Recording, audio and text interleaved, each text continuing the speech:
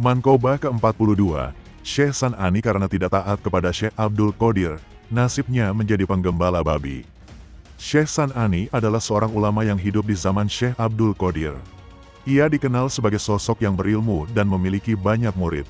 Namun, suatu ketika, ia menunjukkan sikap yang tidak taat terhadap Syekh Abdul Qodir. Saat Syekh Abdul Qodir menerima sabda Rasulullah Shallallahu Alaihi Wasallam yang menyatakan bahwa telapak kakinya akan memijak pundak para wali yang mengetahui hal ini pun menunjukkan penghormatan kepada Syekh Abdul Qodir.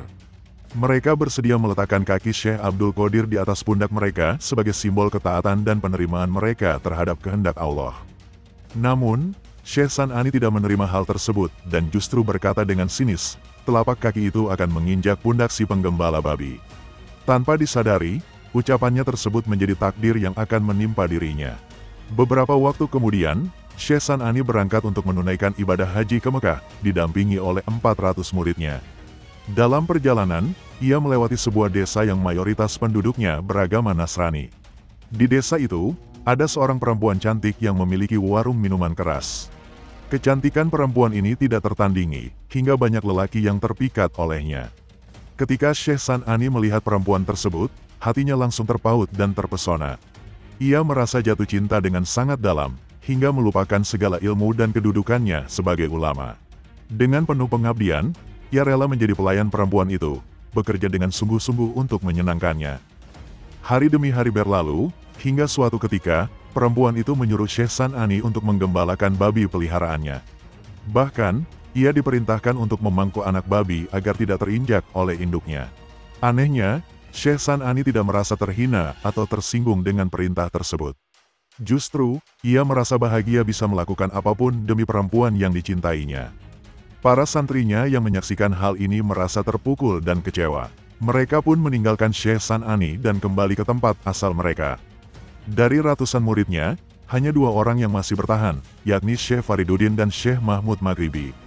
Mereka berdua tidak langsung pergi, tetapi berusaha mencari cara untuk menyadarkan guru mereka. Mereka berunding dan menyimpulkan bahwa musibah ini harus ditelusuri hingga ke akar penyebabnya.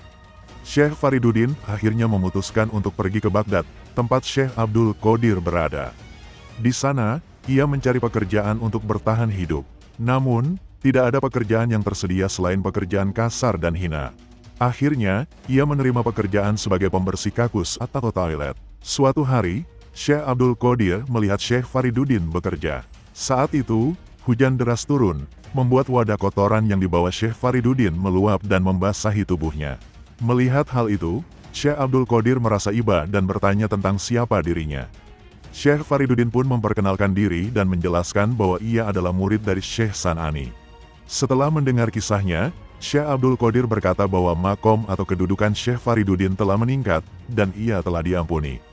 Hal ini karena kesabaran dan kesungguhannya dalam mencari solusi atas musibah yang menimpa gurunya. Bersamaan dengan momen itu, Syekh San'ani tiba-tiba sadar dari kelalaiannya. Ia merasa menyesal atas apa yang telah diperbuatnya dan segera kembali ke Baghdad dengan tekad untuk bertobat di hadapan Syekh Abdul Qodir. Tidak hanya itu, perempuan cantik Nasrani yang menjadi penyebab keterpurukan Syekh San'ani juga ikut bersamanya, ingin bertaubat dan masuk Islam.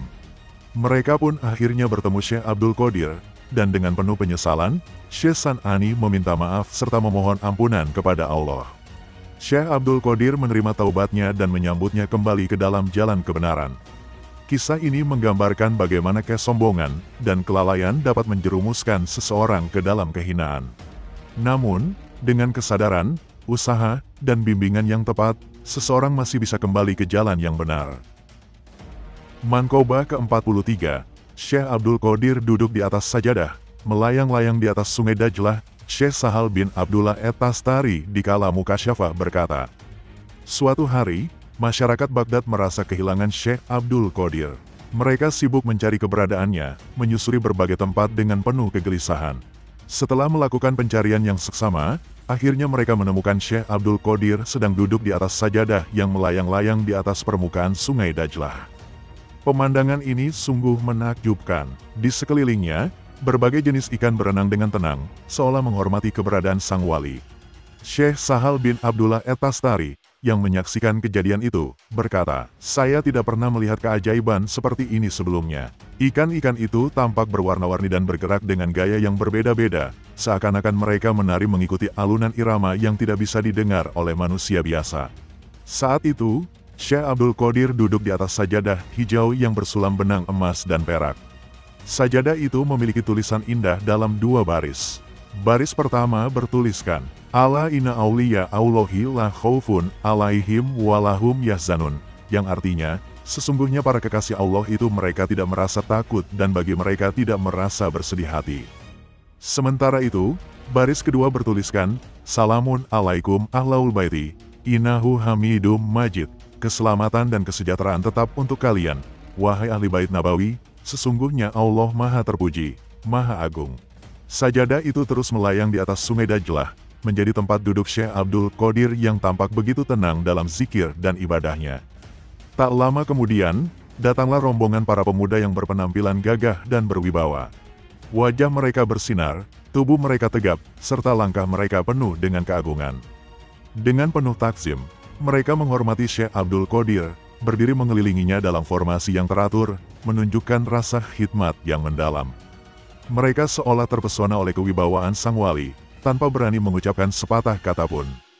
Kemudian, Syekh Abdul Qadir berdiri dan melaksanakan sholat berjamaah. Para pemuda itu pun menjadi makmumnya, diikuti oleh masyarakat Baghdad yang sudah berkumpul untuk menyaksikan kejadian luar biasa tersebut. Saat Syekh Abdul Qadir mengangkat tangan untuk bertakbir, tiba-tiba seluruh malaikat pemikul, Arasy ikut mengucapkan takbir bersamanya. Tidak hanya itu, malaikat di langit juga ikut bertakbir dan bertasbih, menjadikan suasana di langit dan bumi penuh dengan cahaya dan keagungan. Ketika sholat berlangsung, dari mulut Syekh Abdul Qadir terpancar cahaya yang menjulang ke atas, menembus langit. Setelah selesai melaksanakan sholat, Syekh pun memanjatkan sebuah doa dengan penuh ketundukan dan keikhlasan. Allahumma inni as'aluka bihaqi jadi nabiyika wa kiyaroitika min kholikika, ala takbazo ru'uha muridishi wa muridati ila taubati. Ya Allah, aku memohon padamu dengan bertawasul pada kakek moyangku, Nabi Muhammad, makhluk pilihanmu. Semoga engkau ya Allah, jangan mencabut nyawa muridku baik laki-laki maupun perempuan sebelum mereka itu bertaubat dan kembali kepadamu. Ketika doa itu dipanjatkan, seluruh malaikat serentak mengucapkan amin, diikuti oleh seluruh umat Islam yang hadir di tempat tersebut. Lalu, terdengar suara dari langit, yang merupakan jawaban dari Allah Subhanahu wa Ta'ala. Wahai Abdul Qadir, bergembiralah, karena doamu telah aku terima. Kejadian ini menjadi peristiwa luar biasa yang semakin meneguhkan kedudukan Syekh Abdul Qadir sebagai wali besar yang memiliki hubungan dekat dengan Allah Subhanahu wa Ta'ala. Masyarakat yang menyaksikan kejadian tersebut merasa takjub dan semakin meneguhkan iman mereka kepada Allah serta keyakinan mereka terhadap keistimewaan para wali Allah. Kisah ini menggambarkan bagaimana ketulusan, ketaatan, dan keistimewaan seorang wali Allah dapat membawa berkah dan keajaiban yang tidak bisa dijangkau oleh akal manusia biasa. Syekh Abdul Qadir tidak hanya menjadi panutan bagi umatnya, tetapi juga menjadi sosok yang dihormati oleh makhluk langit dan bumi. Sekian dan terima kasih, Mutiara Quran undur diri. Wassalamualaikum warahmatullahi wabarakatuh.